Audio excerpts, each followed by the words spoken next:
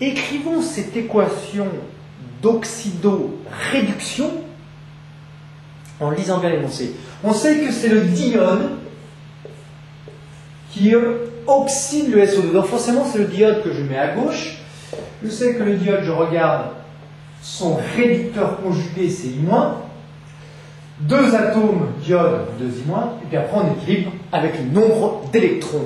Deux chargements ici, plus 2 électrons. Il s'agit bien d'une demi-réaction ici de réduction car gain d'électrons. Demi-réaction de réduction car gain d'électrons. Alors gain d'électrons, réduction, je vous le donne en 1000, de réduction gain d'électrons, eh bien c'est R, réduction, bien RG pour ceux qui aiment Tatin.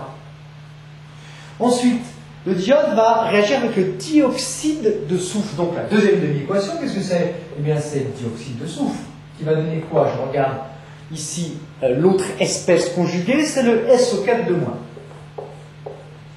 On y va. Il y a autant de soufre à gauche et à droite, donc ça va. Deuxième étape, on regarde le nombre d'atomes d'oxygène. Ici, il y en a 4, ici, il y en a 2, je vous donne en 1000. Il nous en manque 2, donc je rajoute 2H2O, 2 atomes d'oxygène, 4 atomes d'hydrogène de ce côté-là, aucun de ce côté-là.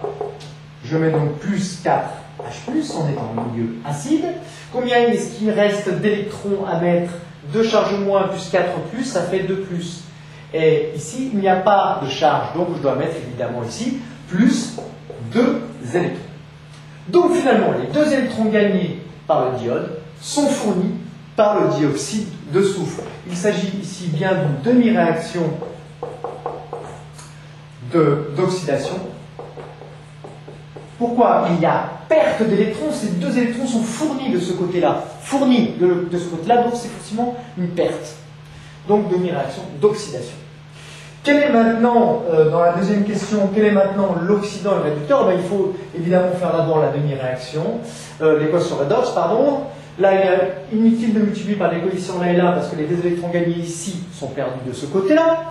Il nous suffit donc de faire la somme, allons-y. Donc ça nous donne 2H2O, plus SO2, plus I2, donne 2I-, plus SO4 de moins, plus 4H+.